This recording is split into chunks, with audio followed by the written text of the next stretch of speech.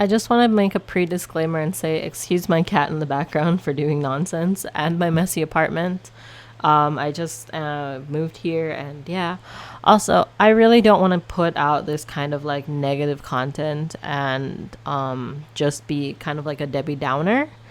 So, but hopefully, someone finds some sort of use and value in this, and it can help them out in the future. All right, bye. Hi, my name's Stephanie. I'm 29. I moved to Korea, and I am a 2 year slash 3 year overall ESL teacher here in Korea. Um, I am currently like on the fence about whether or not I should continue teaching. I'm kind of sitting on a D10 right now. I recorded this like maybe 3 times, and I had to go back and like rethink and kind of figure out what it is that I wanted to say. So, first of all, my disclaimer is that I am not trying to discourage someone from moving here. I'm not trying to say my experience has been completely bad. I'm seeing a lot of people who are now leaving because of various, like, basically just being tired of just, it's a lot. It is a lot. Um, and I wanted to talk about it and maybe put some advice for anyone who thinks or is thinking about moving here. So I want to say, first of all, I've never worked in a public school. I spent 2 years working at two different hagwons. The first being at a very large company that has multiple locations, and the second one is a basically a startup. It was their first year operating. Um, I am a person who likes to do my research. I did my research before moving here. I continue to do research when it comes to like being better about teaching and teaching a language, teaching young children. And I would like to think, and I have been told, that I am good at my job. That being said, I just want to explain like one, my experience with like living here and working here, and two, I want to talk about like what I would say like my advice is for if you still want to come here. So, sorry, I should grab this so I can keep on track. All right. So, like, first off, I want to say, like, your experience working at different places will vary. I think that in my experience, I had a very middle ground experience, meaning it wasn't horrendous, like, absolutely, completely abusive, but it wasn't great. Um, I had issues from like housing, getting paid, um, work culture, and just overall like management. I want to say that I think a very very very big issue and a really big reason why a lot of these things are happening is because the way that Korea is set up for people to do ESL teaching here is basically a it makes it very easy to use and abuse the foreign workers. And I think that may be the case for, I can't speak to other types of visas, but I think that depending on your situation, it can be pretty much similar all around. Korea is not like, there was not a lot of thought put into like labor rights when it comes to foreign workers. There are issues where it comes to your dependence. Like, if you move here, keep in mind you may not know anyone, you may not know the language, you end up largely being very dependent on your employer, who is your point of contact in this country, who is the one who helps you with immigration and things like that. You already form a kind of gray area relationship because a lot of your personal um, things living in this country, like official things from like going to the doctor, etc., can largely be, especially at the beginning, dependent on your employer. That being said, you will find a lot of very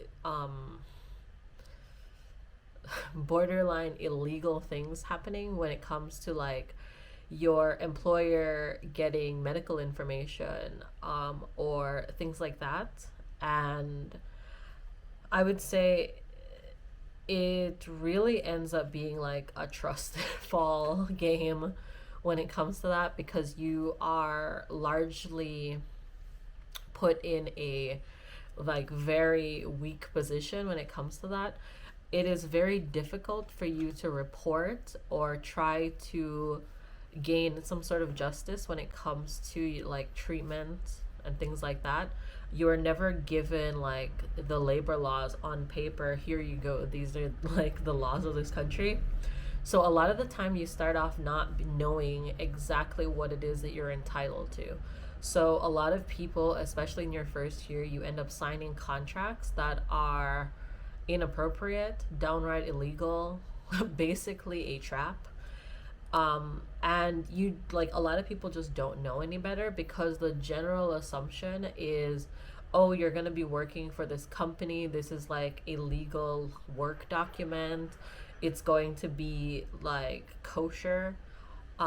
There's a lot of times where there's wording that is very hinky. And yeah, a lot of the time there will be like little deception games when it comes to like basic things like housing. Um, I kept getting the runaround when it comes to like getting pictures of my housing when I was first moving here. Then they kept going back and forth and telling me like blatant lies about things like the landlord said. When and had like a really big issue with when I asked like, hey, can I just have the real estate person's number and I'll speak to them like directly. Um, and it turns out like some of the things that they told me was just like a flat out like lie. Yeah.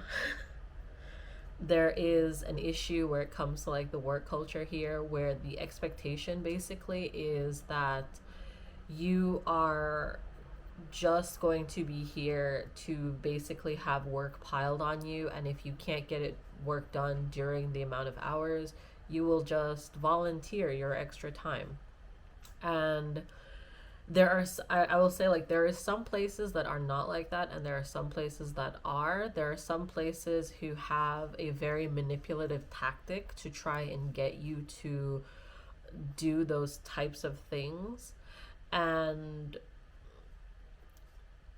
there is a wide range of the type of place you can end up working for. And even if a situation is fairly good, I would say that it really still ends up being very, very, very exhausting and draining.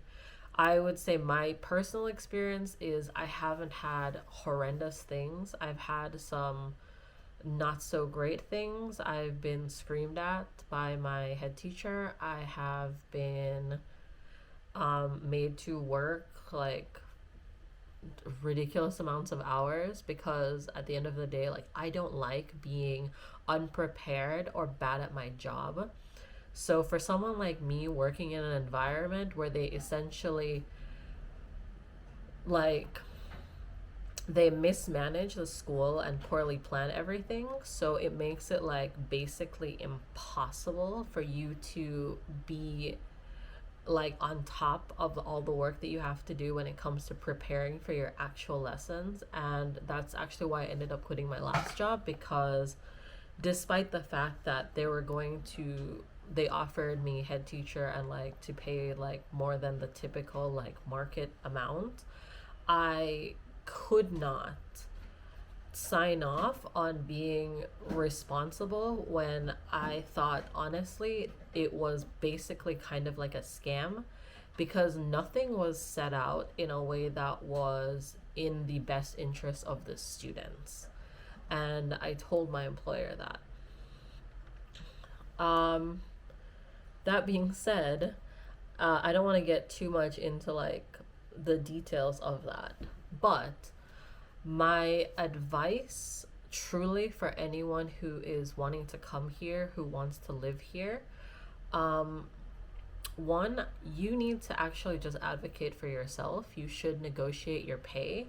You should be trying to, I mean, honestly, I really, really, really don't advise that someone comes here just for the sake of being able to travel or party, especially if you're not someone who is planning on doing the job well. At the end of the day, you are teaching actual kids.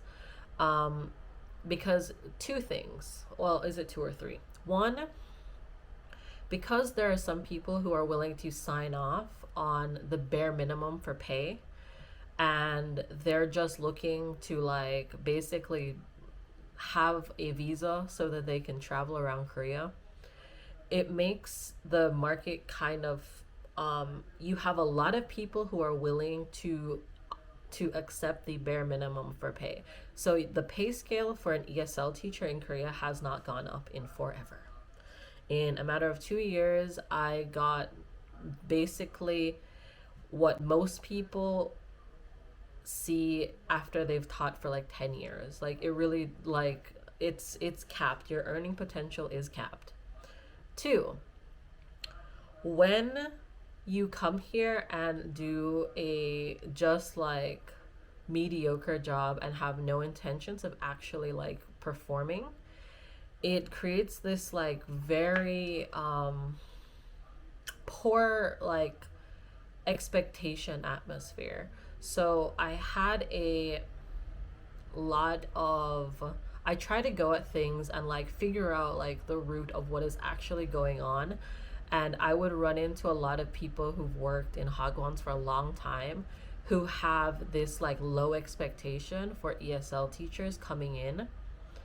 And therefore, I'm not saying this is right, but basically what happens is they expect that the teacher will be like basically bad and they automatic like their knee-jerk reaction is to treat you like a child, to micromanage you, and basically abuse you. Like, I'm just gonna put that out there because like I said, I've been screamed at like constantly when I was starting out, until I was like, yeah, can you not? um yeah. Next, wait,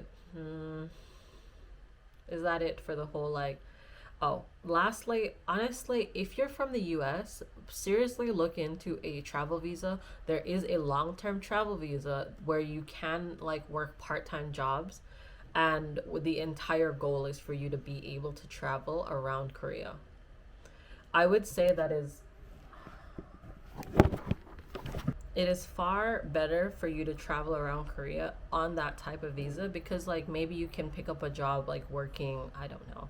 I believe like cafe work and like things like that are what it's geared towards. And I would say that is far less stressful, because honestly, if you end up working in some place that is emotionally and like mentally taking like just draining everything out of you, it's really difficult for you to one, find the time, or find the energy to be able to enjoy just like experiencing and existing like life here. Just putting that out there. I would say my advice for that would be to first, like, before moving here, before like putting everything into it, is to figure out what your reason is for moving here. Um, Figure out what your intentions are and go from there. That being said, if you decide you are then going to go ahead and teach, the finding a job portion. Honestly, I've had better experience just trying to apply directly to places, just because like with recruiters, especially like with my appearance, with my headshot on my resume, the very first question some recruiters would ask would be if I was Chinese or Korean, like if I was Kyopo. And honestly, like they were like a lot were very unresponsive, and in my experience, even the ones that I did go ahead and do like a job interview, I would say that they're pretty much a lot of most, I would say, in my experience, were just trying to put warm bodies into a job. They weren't necessarily trying to advocate for you to be able to get a higher pay or anything like that, even if you had experience. And so, from my perspective and in my experience, I had a much better time just going ahead and applying directly to schools. If I know exactly what school I'm going to apply to, first I would look at their website and their Instagram. And I would try to figure out what exactly their teaching style is, what exactly they expect teachers to do, what is your role. And then I would go ahead and like make questions, like if I end up getting an interview with them. And with that, being like more prepared, I would then try to either like tailor some kind of cover letter, and then I would also try to negotiate for like getting a bit more money. um, yeah, so that would be like leading into my next point, which is for negotiating your pay, definitely negotiate your pay. Do not just be like, oh yeah, 2.1 sounds good.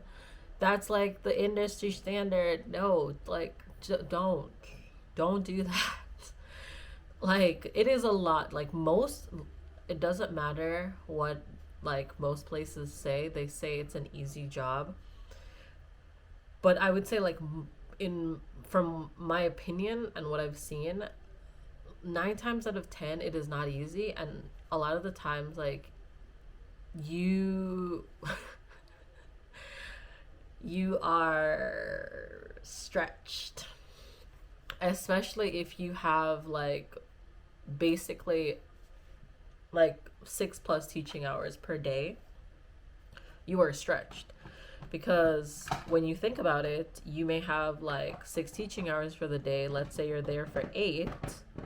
um like some places try to say like, oh well, like you have like a break time there for blah blah blah blah blah. But honestly, like half of the time you look at it and like your quote unquote break time, you would have to probably spend that working if you actually wanted to get anything done, especially like for like prep work.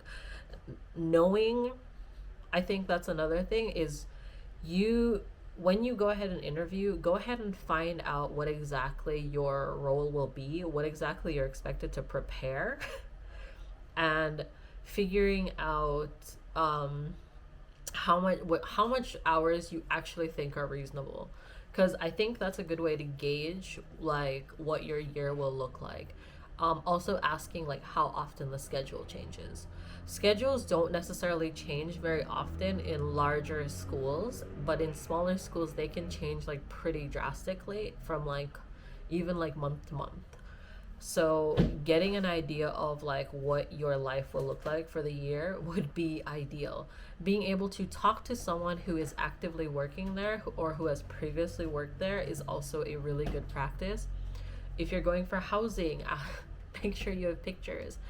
Make sure also your contract goes ahead and lists out like things like sick days, what your vacation days are, your salary, if you will get overtime, what exactly your teaching hours versus your work hours are.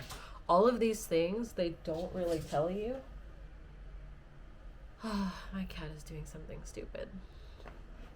But anyways, I think that's gonna be it for my general like overview of like what my advice is for if you want to teach here and why maybe you should consider not. Honestly, it is very, very tiring. Most places, most things. And it can be, especially if you're someone who is quite ambitious, it can be very limiting. Definitely look up what other visas might be open and available to you, and come with a plan if you plan on staying here for longer than a year. Is yeah. That would be my advice for that. All right.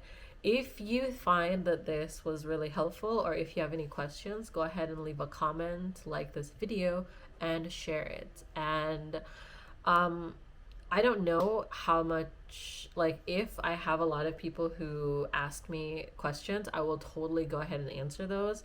I'm not sure if there will be another video. Mostly, I just want to film my pets and life and do like advice things. So, yeah. Yeah. Bye.